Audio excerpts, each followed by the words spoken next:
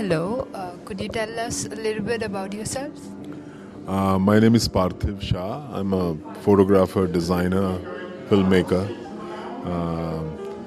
and I'm associated with this book which is being launched because they were a bit stuck in between what to do because the designer and is a student. He was a student, and then they wanted somebody to take the whole process further.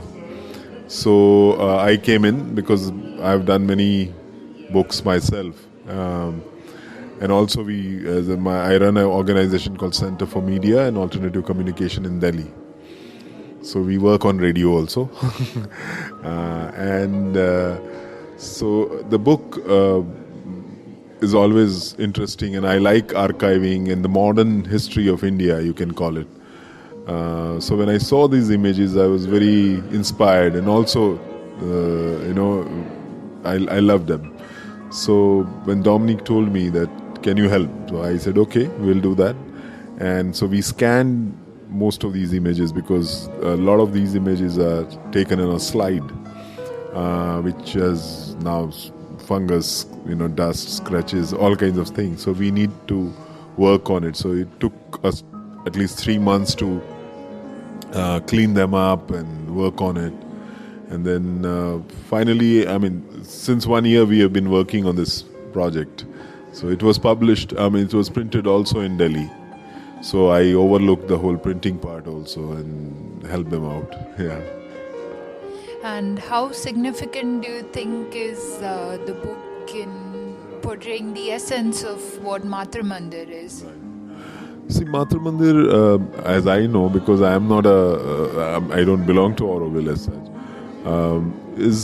is a kind of a citadel in some sense. It is also for people who live here, of course, but for people who internationally also, it's known for of course, architecture, but it has something more it has an effect where it can calm people down, and start looking inwards, because most of the time we these days look outwards. Everything is to show, everything is for presentation, everything is, of course, the building itself is a presentation at one level, but once you enter that place, it has very different effect on you, any individual who go in.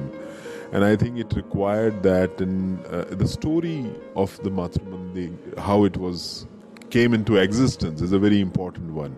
And this is a visual story, so which is also very interesting, because if you see the earlier images, how the mud was dug, which is very the Tamil labor force was working on it with the saris and the great muscles they have, and you can see hardly any, the men have very little clothes, but they are working very hard, but they are happy. They are not in some factory where probably the environment, they might be getting paid more, I have no idea. But here, you can see that images are telling you the story of how people, all kinds of people are involved.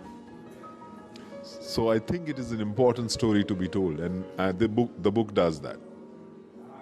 Okay, so any ideology or as compared to, let's say, a written book in conveying? I think photography in general has been now talked about in a various different ways, because photograph is basically selection. It's you are sort of removing all kinds of things which you see otherwise and focusing on one particular frame.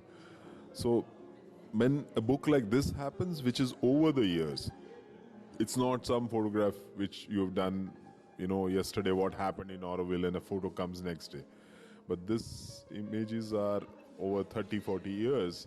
And when that happens, it's a kind of, it has an archival effect. And photo, when you don't sort of maneuver it, or you don't tamper with it, it is actually an evidence.